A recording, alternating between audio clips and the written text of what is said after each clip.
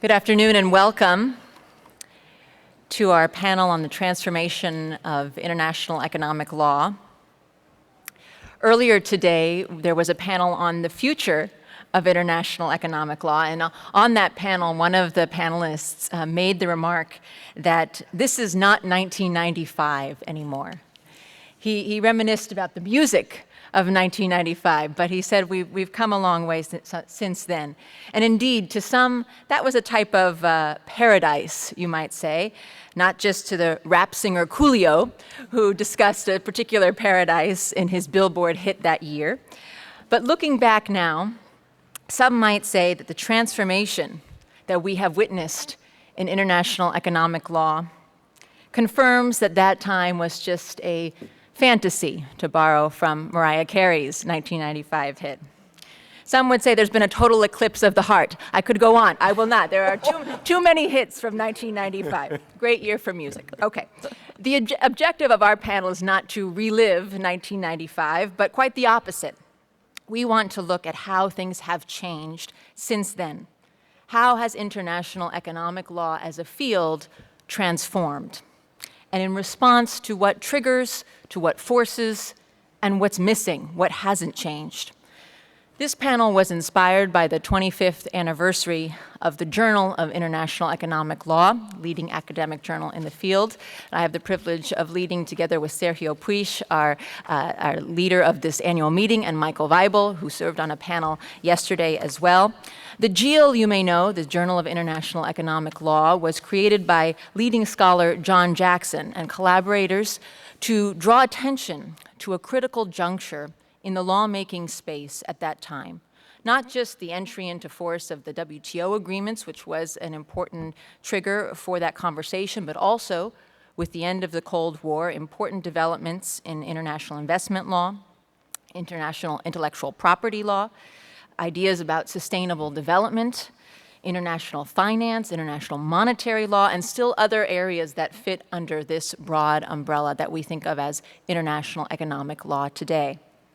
The very first issue of the Journal of International Economic Law discussed legal issues surrounding the WTO, but also unilateral tools and how they coexist productively.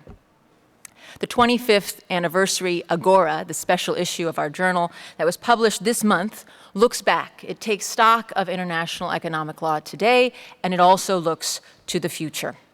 I encourage you all to check out the Journal of International Economic Law's special issue on its website. And some of our authors are in the room today who have contributed. Some of our authors are on the stage. And in the next hour, we have the privilege of engaging with 3 scholar practitioners and practitioner scholars on these topics. 3 of the most important thinkers in the field. You have their bios in the app, and I will get right to the substance then to talk about this transformation. But let me welcome Lucinda Lowe from Steptoe & Johnson, Joel Trackman from the Fletcher School of Law and Diplomacy, and Ohio Omiunu from the University of Kent to talk about these important topics today. So I want to start with our distinguished panel asking about the supply and demand side factors in creating change in the field. We have seen both demand for greater integration grow, and in some respects, the supply has also grown when we think about new mechanisms for legitimacy, new mechanisms for making law, and new methods for adjudication. So let's start with the demand side, and Joel, I'd like to start with you. Joel, from your perspective, what has been the most important source of demand for transformation in the field? This could be, I'm thinking here of an event, it could be a social movement, a scientific or technological innovation, geopolitical shift, or something else entirely. So what is it? What is the moment for you? Why is that move or that moment the most important for international economic law lawmakers to recognize? Thank you, Kathleen, and it's an honor to be here with this panel and to celebrate the 25th anniversary of the Journal of International Economic Law. And let me commend to everyone here that issue, and especially the introduction by Gabrielle Marceau and Andrea Bjorklund, which I think responds to some of the questions in this panel. I think, the demand comes from all of the things that you mentioned, Kathleen, from pressing global needs outside of the traditional concerns of increasing commerce in international economic law. And I think of these things in terms of externalities and global public goods relating to sustainability, maybe a different kind of issue relating to technology, the increased demands of all sorts of technological changes, including e-commerce. My paper in the special issue is on social media platforms, and it's subtitled Globalization on Steroids, and it highlights the regulatory overlaps and the fragmentation that is accentuated by that particular innovation. And then the last thing I'd mention in terms of demand is the demand for greater distributive justice. And I do want to say that since 1995, the self-concept of the trade system seems to have changed. And I think it was guided at that time by great economists like Jagdish Bhagwati and T.N. Srinivasan, who did say to me, we think this is all about tariffs. There shouldn't be in this trade system provisions or requirements that relate to these other things. And I think that model of separation, that model that suggests that the trade system in particular and the international economic law system in general is kind of an innocent bystander in connection with all of these other things, is a perspective of the past. And I think in order to preserve the trade system, but also in order to address these other issues, it's time to link up the trade system to these things, not just to rely on what you might call natural linkage, where the trade system affects things directly, but also to focus on the possibilities for constructed linkage, like Professor Nordhaus at Yale's idea of climate clubs, of linking trade to climate change. I'll stop there. Thank you. No, thank you, Joel. Let me turn to you, Ohio. Where do you see the demand? What's the most important source of demand from where you sit and from your research? Thank you very much, everyone. For me, and building on what Joe just said, I think when we go back to the 90s, as you mentioned, with your playlist, we also see that the WTO or the World Trade System or the International Economic System in many ways was kind of like stepping into the limelight in ways that had been not very obvious prior to that.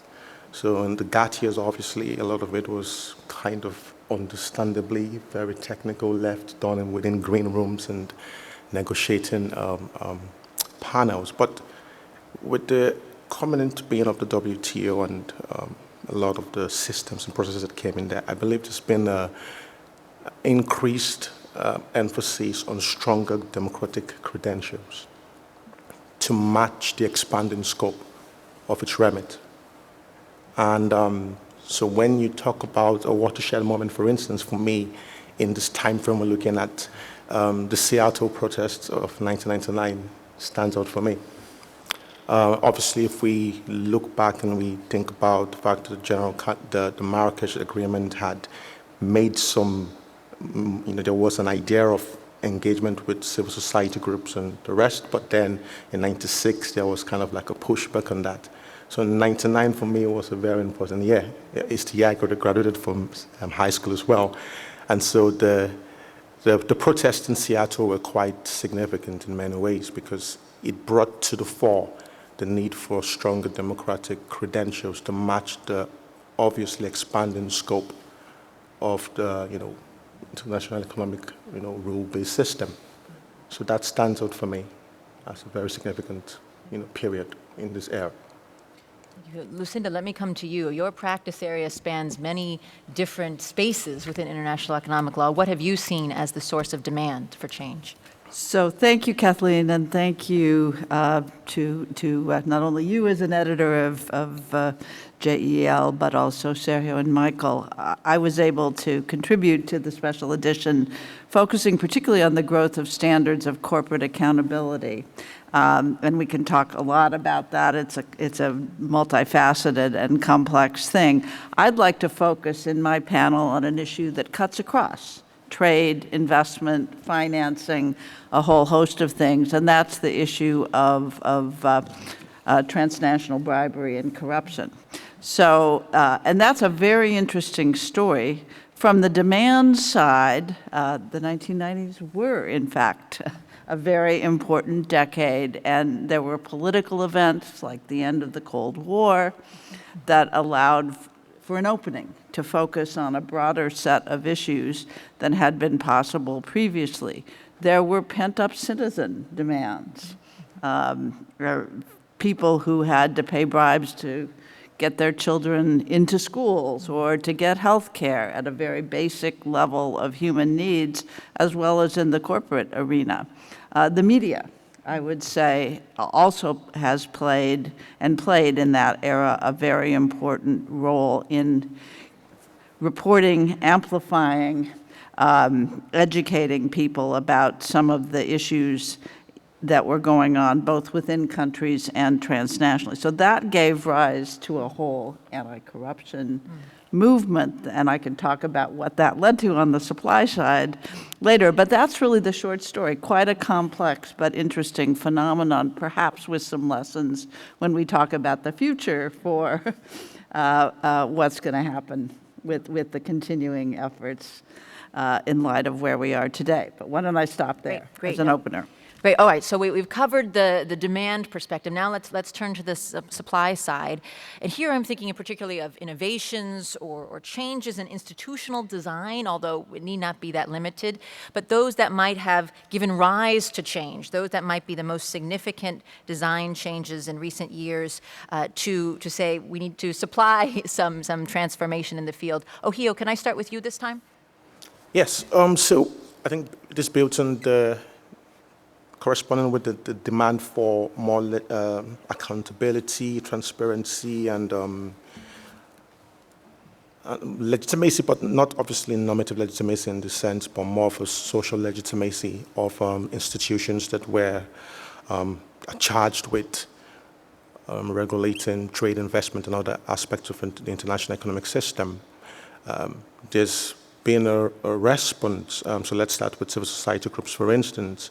We know that after 1999, in subsequent years, there had to be a reaction to better accommodation of stakeholder interests in both the conceptualization, the design, the negotiation of, and implementation of international economic agreements. And reading the special issue, for instance, Professor Porwin's contribution on that in terms of whether we're really taking stakeholder participation seriously finally, I found it very interesting because that's some of the arguments I've been making, in my research about the fact that there is a need for more diverse voices and more democratic participation in the way international economic rules are both conceptualized as well as the way they're negotiated.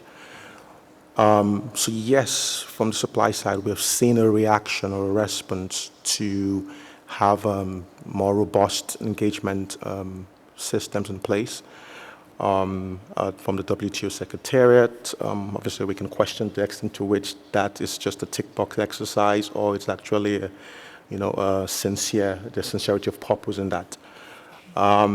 Also, from the supply side, what I've also found interesting is that subnational governments and constituent units have also found some form of expression in the process for both negotiating and implementing international economic rules.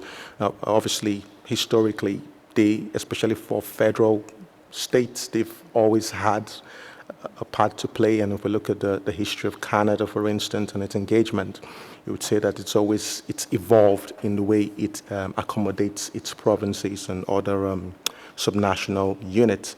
But I think what was innovative or interesting for me was looking at the Canada-EU CETA negotiations, where they were formally allowed to sit at the table. And yes, that, I mean, reading some articles afterwards, people said, oh, well, this is kind of like a one-off, won't really continue. But it was innovative for me, and for many reasons, because it's something that I've been speaking about for a while, back from a PhD research. And so seeing that happen, it demonstrates a lot that sometimes what we consider sacrosanct and immutable or unshiftable can actually shift if we have the necessary will to do so. Now, obviously, we know that in that particular instance, there were some, perhaps I would say, selfish reasons from the EU side why they wanted the provinces on the table, but they got them to the table. So it shows what's possible when we have interests aligned. And so that was innovative for me. Reading the special issue as well, again, and Paul talks about some other aspects of innovation in the engagement with civil society groups in terms of having them participate in some of those conversations.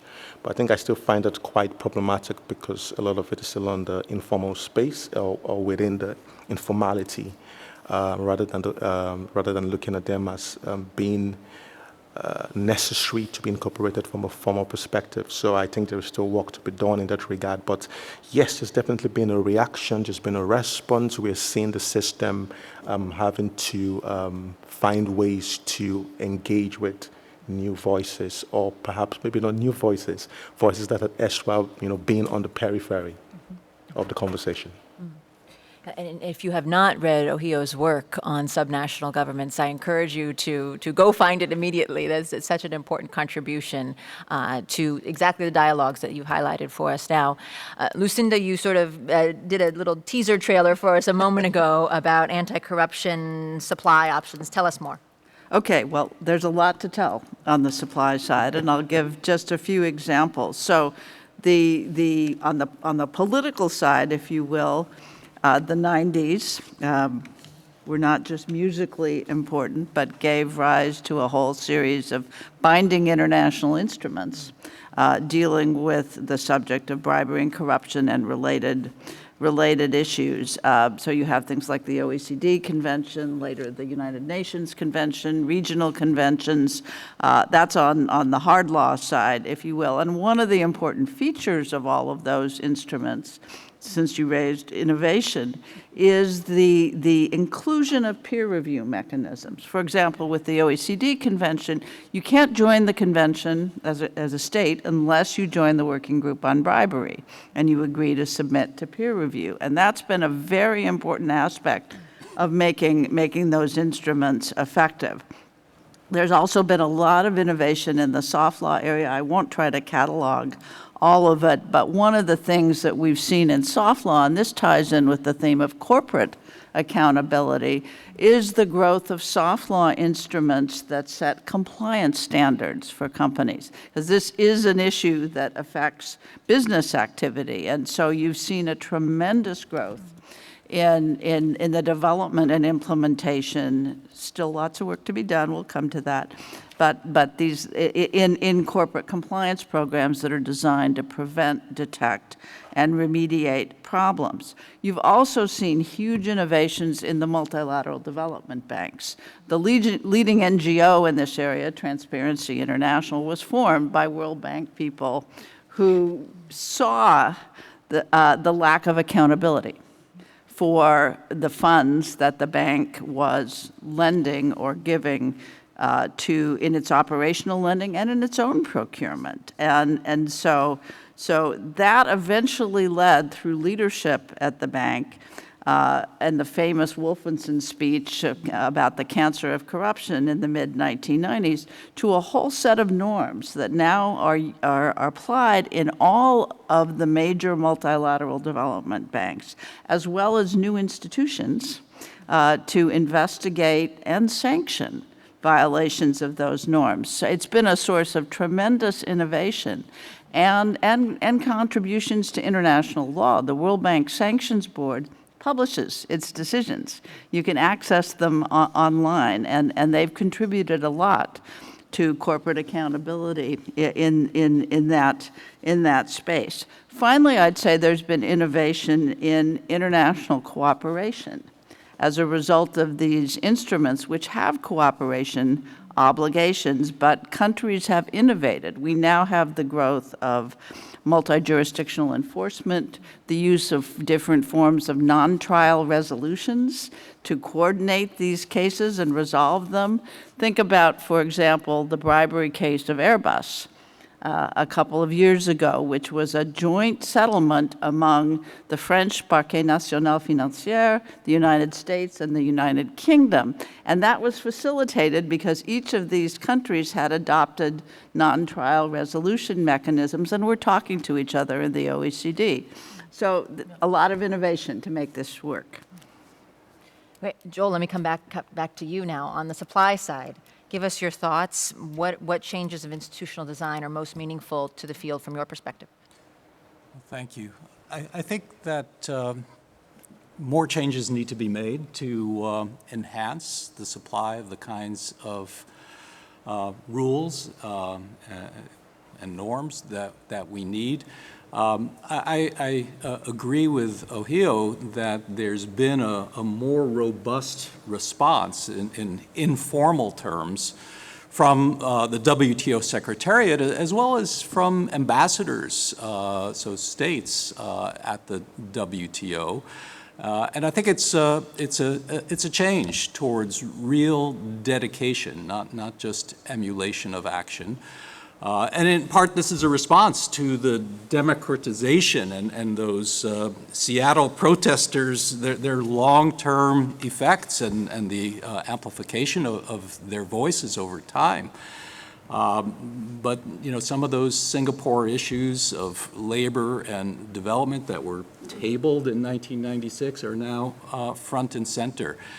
And you've got, at the WTO itself, a number of initiatives that they're just kind of starting, and they're not complete yet, but something like the Trade and Environmental Sustainability Structured Discussions, TESD, which has 71 co-sponsors that are trying to work on this issue. You've got a coalition of trade ministers for climate, so the EU plus 26 other ministers saying we are trade ministers, but we also have to have a dual mantle of climate as well. Negotiations about green goods and reducing tariffs on goods that are helpful for the environment. The illegal, unreported, and what's the other U for? IUU fisheries subsidies, unregulated, thank you, I came up with that myself. That's an agreement that was made last year and will be enhanced over time. There's negotiation about fossil fuel subsidies, and let me say about the fisheries subsidies and the fossil fuel subsidies, the principal component of those is sustainability, not trade. And so we've seen a kind of movement of the mandate of this organization into sustainability. There's an informal dialogue on plastics pollution, also addressing sustainability. So I think Director General Dr. Ngozi Okonjo-Iweala is dedicated to making a change. She was at the Framework Convention on Climate Control COP27 meeting. There's going to be climate change at the WTO MC13 this coming year. She has as her special advisor a long-term member of this society, Dan Esty, an international environmental lawyer principally, who is helping her to develop a sustainability agenda for the WTO. And Jean-Yves Remy and I are working with Dan in a project to get lots of advice on those issues. And last, I'll just say, and I heard that just today there was a presentation at the WTO of a mechanism for structuring evaluation of equivalence of carbon reduction methods for application of carbon border adjustment mechanisms and maybe for climate clubs as well. And that's an interesting development at the WTO. One would think that the International Energy Agency, the OECD, The IMF might be involved as well, and I think they will be, but it's interesting to see this initiative coming at the WTO. Great. Thank you all. We could obviously add many more discussions, pieces, components to this story about supply and demand. There are a number of panels at this conference that are looking at investment law reform, for example, and there it's quite stark as you see the supply and demand factors for reform. We could also likewise talk about more on the commercial side, on the business transaction side, IP I mentioned at the start, and we'll get into some finance issues in a moment. But I want to turn now to the topic of what hasn't changed, which is maybe a strange topic to have in a panel about transformation. But although that is our topic, there have been some areas, no doubt, where less innovation has occurred in our field. Sometimes we think of that as stability, as consistency, and we value that. And other times we think of that as stagnation and more of a negative connotation. So obviously a matter of perspective is important in thinking about how we treat the lack of change. But let me ask the panel, and Lucinda, I'll start with you this time. What parts of the field do you put in that category of missing change, not having change, and do you see those developments as good as consistency, stability, or do you see them as bad from where you sit? Well, I think there's been more change than not. Actually, I'm sort of struck by how much development there has been in a relatively short period of time, whether you're talking just about the corruption area or about broader developments in business and human rights, for example. I think there have been extraordinary changes, and just as we've been talking about in trade, there's been an effort to broaden the paradigm, I think, in lots of different areas, and try to integrate disciplines that have heretofore been very separate. So that's what I'd say as a general matter. I don't think we're seeing stagnation. I think we're seeing efforts to tackle what are really very difficult issues. Corruption is one of those issues. I've always said that as a lawyer, corruption makes you humble because you realize the limits of law. You can't just sign a treaty. You can't just change a tariff. You're trying to change behavior, and that ties into cultural and economic and political issues. And so, you know, some people look at the anti-corruption movement and say, well, what have we really accomplished? There's still a huge amount of corruption in the world, and that's partly a problem of political will. What we call the demand side in corruption, which is public official accountability in particular, is a very knotty area because it's left in the current system to national enforcement. And if you're talking about making a head of state accountable, a minister, you know, a very high level official, that's a very difficult proposition. Maybe when regimes change, there's more opportunity, but still it's very difficult. So that's one of the gaps. You know, this system relies a lot on law enforcement, and that also requires resources, expertise. Economic crime is a very complex and difficult area, and so many countries have struggled to make that work. So those are some things that haven't changed. Obviously, in terms of corporate behavior, there are still many companies that haven't fully taken on board the need to have preventive programs in place. And in fairness, those are hard. If you're talking about a multinational company that has operations around the world, this is an area that cuts across your whole business, and you've got to worry about maybe a financially unimportant operation in some very remote place, and yet you have to have your arms around what's going on there. So it's a very challenging area to make effective, I would say. It's interesting also to see some innovation to go after companies or to work with companies to improve some of their labor law violations as well, right, with some of the same challenges. I think we're seeing that, but lessons in both directions. Joel, on your side, what is it that has not changed that we should be paying attention to? Well, the fundamental theorem of welfare economics is still with us, and trade makes those involved wealthier and is an engine of development. Unfortunately, some of the possibilities for trade have been removed by technological change. It's, as robotics and artificial intelligence becomes more important, it'll be tougher for poor countries to use cheap labor as a method of engaging in export-led growth. But there are other possibilities. So that hasn't changed. The success of economic integration, of globalization, which is still with us, so in a sense, depending on when you start looking, that hasn't changed. The economic development and technological change have caused greater externalities and greater needs for global public goods. It's part of that demand side that is changing. There are related and unrelated emergent global commons problems like the climate, plastics, pollution, biodiversity, disease, tax collection, and platforms, social media platforms. And I think all of this has revealed the weakness of an international legal system that was developed at a time when we didn't need it to do so many things with such depth.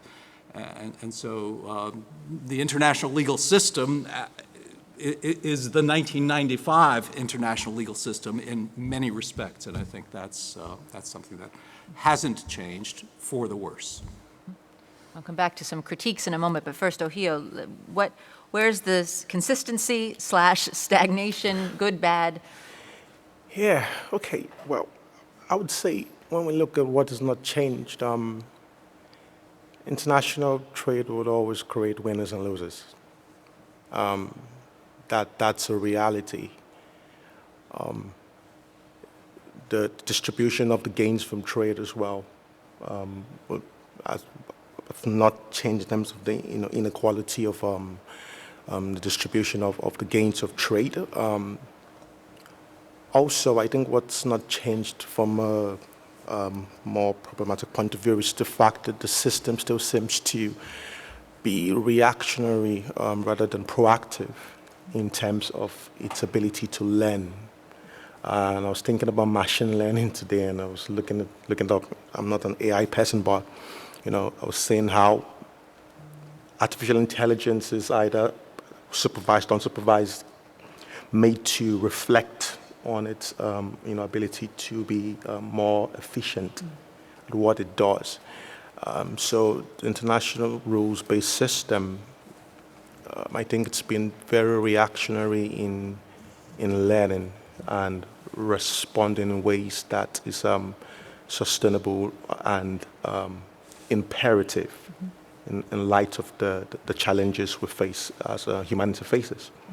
And so I feel this is an issue because we don't have time to, especially when we look at the complexity of the issues we face in the world today, that ability to be flexible and to accommodate the issues which may not fall within the silos of what we have understood international trade or investment or international economic law to be, is something that has to be thought of, and we need to work towards that rather than wait for some crisis, some issue to happen before we respond to that. I think that's not changed. The system is still slow in responding to change.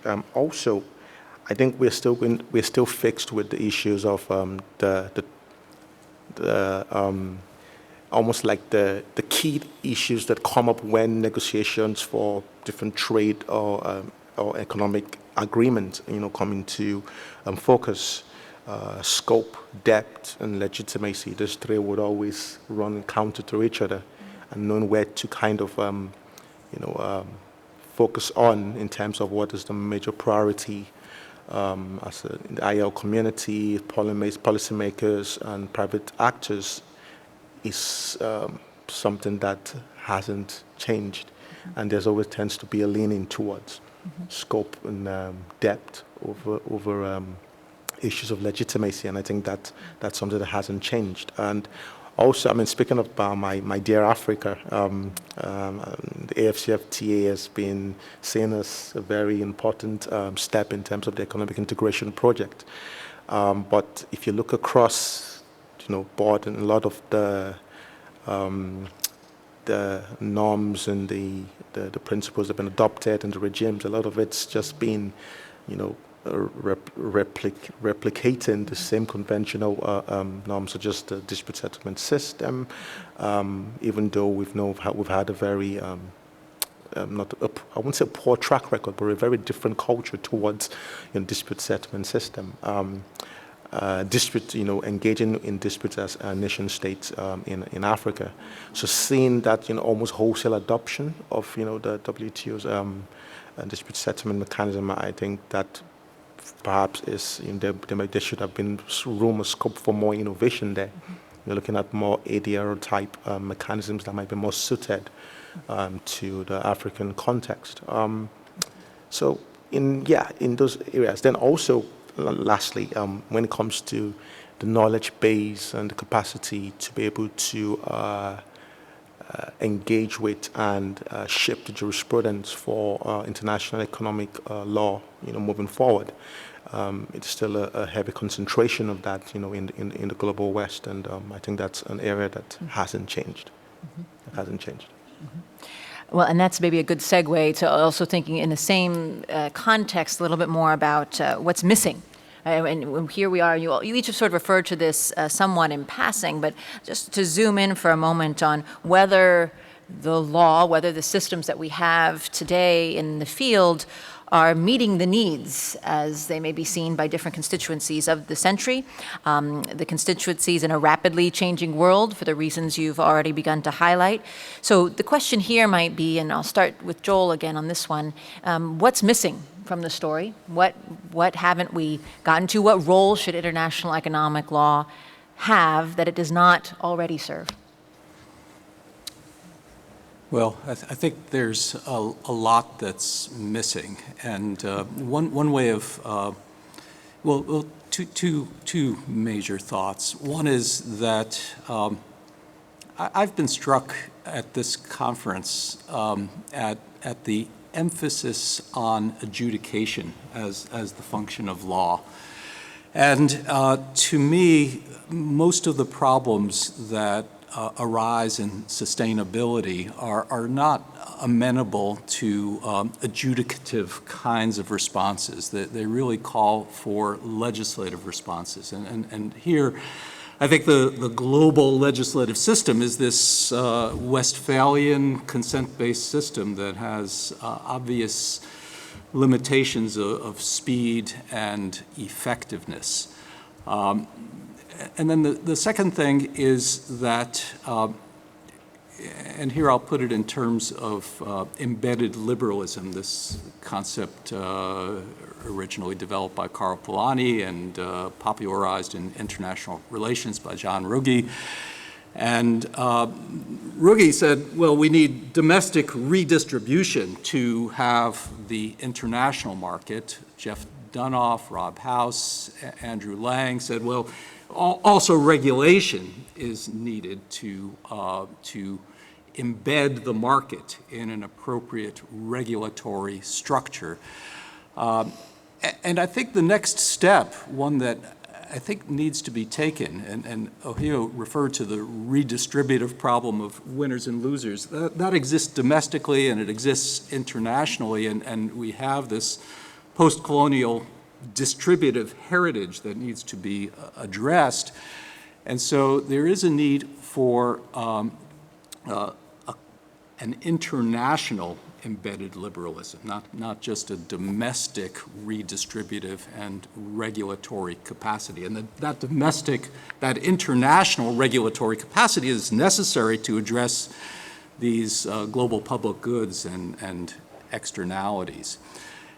And so how can that be done legislatively? I think in the current context, there needs to be greater cross-functional linkage at the institutional level, greater bridging of silos for negotiation, to make trade-offs in diverse areas, to have more functionally diffuse reciprocity. And that would increase bargaining opportunities compared to kind of narrow tariff negotiations or other things that are more limited, where states might say, there's nothing I need there, but I need something over there at the climate reduction, the carbon reduction negotiations. An example of that, not a necessarily attractive example, is the TRIPS agreement from 1995, where the United States and a few other states wanted something, and they said, we're linking trade, the kind of goods and I suppose services trade as well, to protection of intellectual property. And so that might be a model for further negotiations. And then I think there's a need for greater integrated operations at the international organization level. The United Nations may be the leader in this area, but to some extent, the WTO, to the extent it sees these issues and starts acting like the equivalents for carbon reduction, may be able to stimulate some action in other organizations. In terms of redistribution, there's a terrific problem of incentives, but I think there's a possibility to exchange some redistribution for the ability to address some global collective action problems, some global externalities. And there are examples there too in terms of aid for trade, climate finance, the trade facilitation agreement of a few years ago, these new just energy transition partnerships are examples of this kind of exchange taking place, redistributive exchanges in order to address global problems. So I think that may be a model going forward. Thank you. Lucinda. Well, I have a long list. And I would say just focused on the corruption area, I was part of a group in the International Law Association that put together a white paper that was published earlier this year, kind of looking at everything that had been done and asking the question of what's missing, what can we do? And the main conclusion of that paper was that the infrastructure, particularly at the international level, is largely there. There are lots of implementation issues. I mean, this is an area where you have no international criminal court for corruption. Some people think it should be created, but in terms of enforcement and much of the preventive work, it's really left to the national level and to companies. So there's a great deal of work to really make these instruments as effective as they should be. But some of the biggest gaps in the system, I would say, one has to do with dealing with this issue in a more holistic way, not just as an enforcement problem, but what do you do about victims? There's a huge debate about the victims of corruption, and particularly in the context of if you have money that is taken from a country and typically flows into the coffers of a wealthy country like the United States, should you be returning that to the country of origin? And how do you do that, particularly if you have concerns about the institutional strength of the origin country? You may not want to just give it back to the government that's in charge, but that raises many, many issues. So the whole issue of victims is a huge one. There are asset recovery provisions in only one of the conventions, but it's the global convention, the United Nations Convention. And there have been some important steps taken by national authorities and by the World Bank to assist in asset recovery efforts. But I think that's a major frontier we have to confront. I would say also technology highlights some of the things that are missing in the current system. Cryptocurrency, for example, has become a major means of illicit activity. It will not have escaped your attention that Sam Bankman-Fried was charged earlier this week with corruption in China. added to the list of counts against him was an FCPA charge, and he used cryptocurrency to make that payment. So keeping up with technological development, the system does not move quickly, and how do you deal with things like new wealth and money transfer mechanisms that don't lend themselves to accountability, in fact, are designed in many ways to evade it. So that's another area that I think is really missing. I would also highlight, particularly for this audience, the civil side. I've talked a lot about enforcement, but there's a great deal of thinking going on right now in terms of civil disputes, arbitration, both commercial, international commercial, and investor-state disputes have been grappling for a number of years with how to deal with the issues of corruption in particular, but also on the investment side, certainly how to deal with the broader set of issues that my colleagues on the panel have highlighted. Public policy issues in the environment and sustainability and human rights, all of those are posing great challenges for our dispute resolution system. So let me pause there. Thank you, Lucinda. Ohio, tell us what's missing. You've done a lot of work also on sovereign debt issues. Fill us in on your work in that regard. Yeah, and this kind of speaks to one of the contributions in the special issue as well, which, as Kathleen said, I do encourage you all to read. It's open access, it's free, it's not behind the paywall, so please do take that opportunity to read through the papers. So there's this contribution about the IMF, which really struck me with respect to what's missing. And so that is the article that talks about the IMF's evolving role within a constant mandate. And I found the paper very interesting for a number of reasons, in the sense that it does explain the reality of what the IMF role or mandate has become over the years.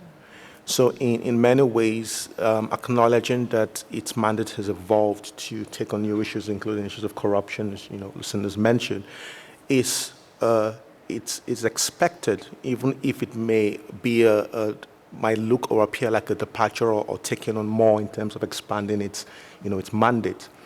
But it goes back to then my first contribution in the first point I made, which is that the issue is not necessarily being whether or not the global trade rules-based system or whether the financial investment or trade pillars of it have needed to evolve over the years since its conceptualization, post World War II, or if we were looking at international economic law, era as a discipline.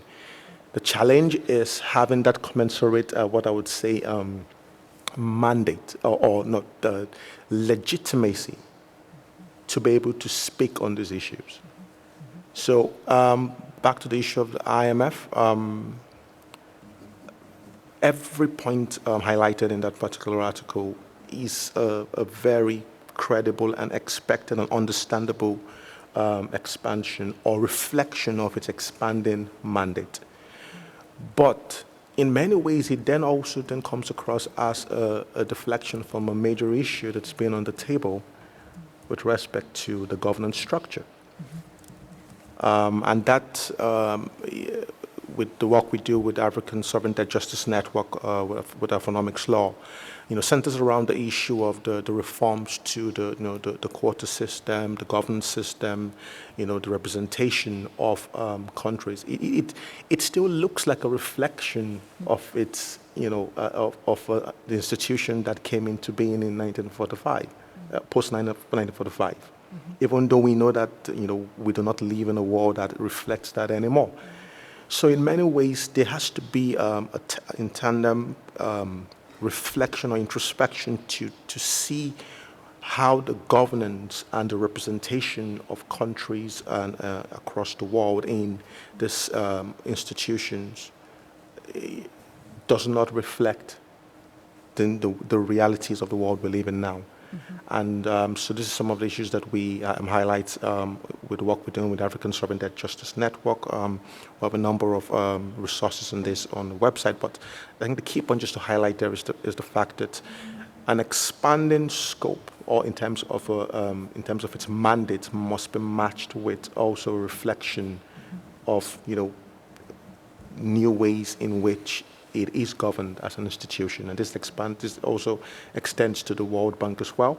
And yes, we've seen changes in some other institutions, such as the WTO, or at least there is an effort to make the change.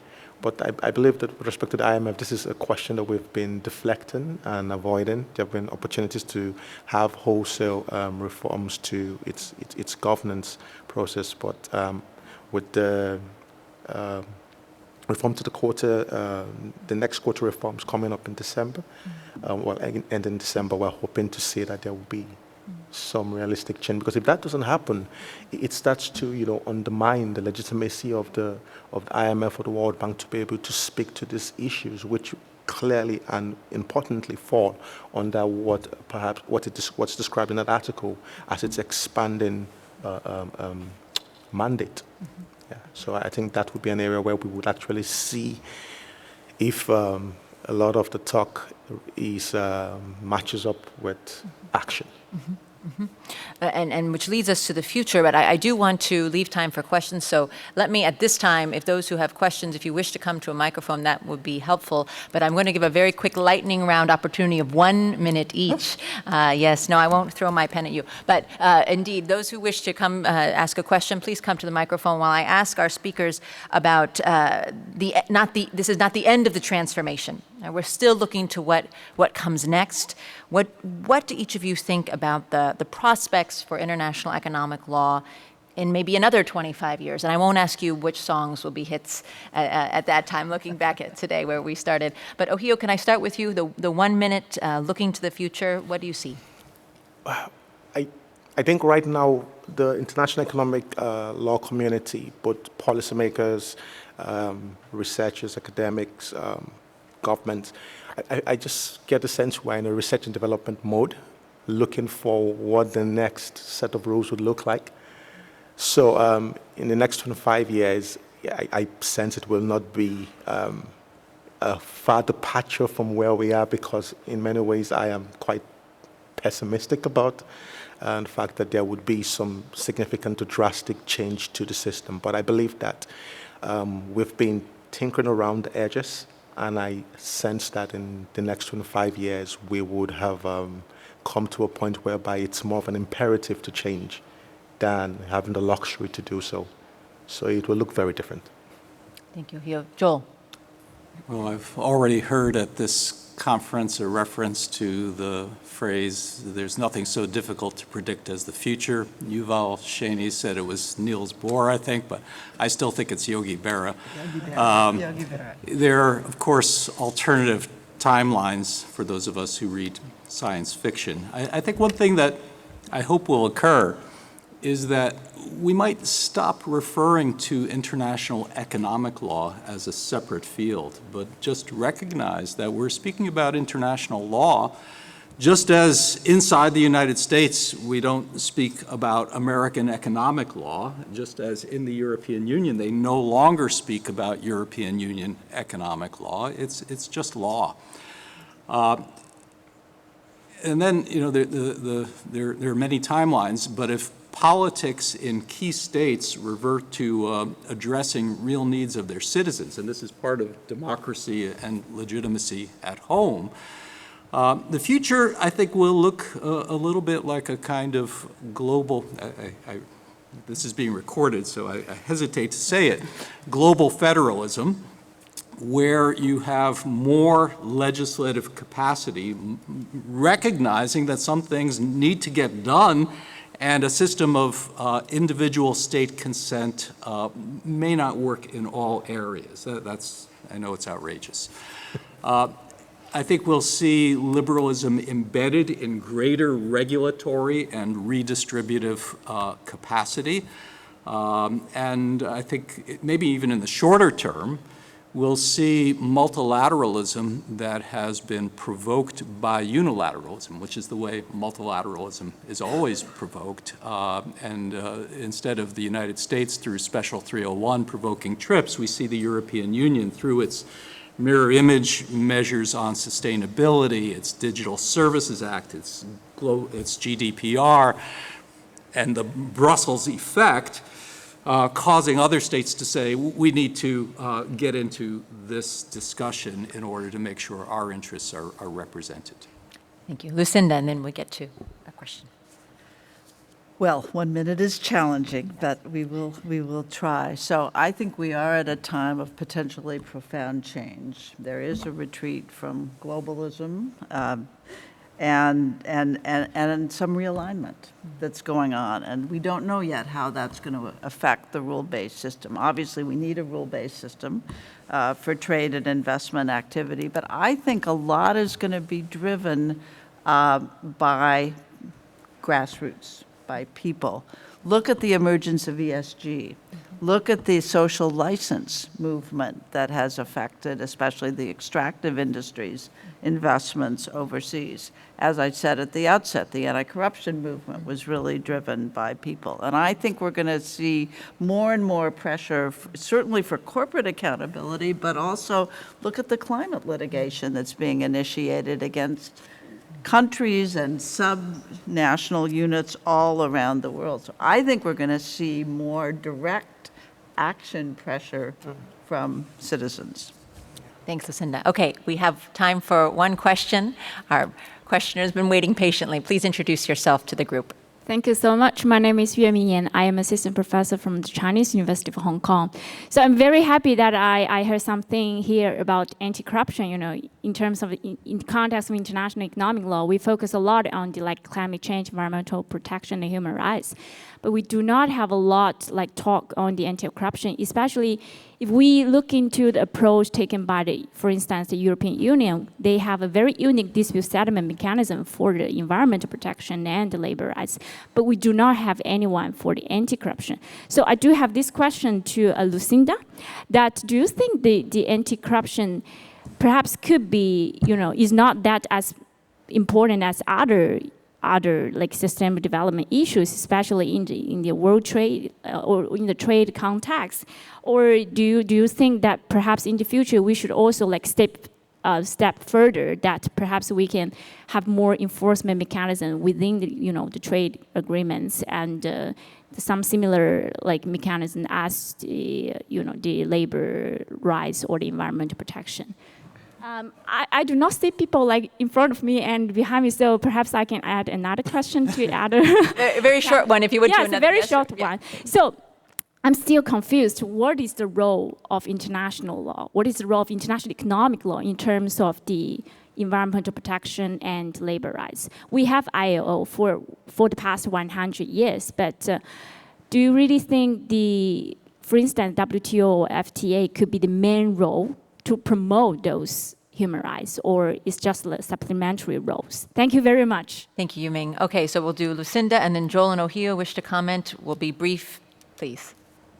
Okay, if I understood the question, I think it was, should we be seeing more enforcement of anti-corruption issues in the context of trade agreements? Other places to do. Okay, and so there was an effort, as you probably know, going back to the 90s, we're back to the 90s again, to put these kinds of standards into trade agreements and to a much lesser extent, I would say, in investment agreements, although we're seeing some movement in that direction. It's not just anti-corruption, of course, that we're talking about. We're also talking about its close cousin transparency provisions. Because transparency is what enables you to prevent and sometimes see problems that are arising. So are we going to have a lot of enforcement in the trade context of anti-corruption? I think that's probably a better question for some of the others on this panel. There's certainly been a lot of progress in procurement. And I'd say more, more on the preventive side in some ways than on the enforcement side. Mexico, for example, has been a leader in transparency in its public procurement, and just putting it online and developing, using technology has been a very important initiative that many countries have now copied to try to reduce the issue. And to me, that's a better way to go than with enforcement. Thank you, Cinda. We have 0 time, so the 30-second response. I'll defer to my colleague. No, Senator Matt is here. Joel, Joel, last Well, remark. I don't know the role of international law in labor and environment, but I believe that linkage between trade and these things is more and more important, and there is a need, and it'll come from negotiation, and that negotiation will be, I hope, informed by the idea of subsidiarity.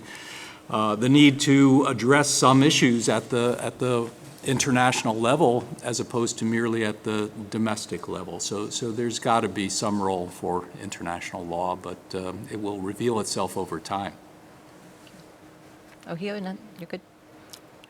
Oh no, I was just going to say that it's part of the way we also should look at a different way of thinking about how we conceptualize international law, international economic law, whichever case we're referring to.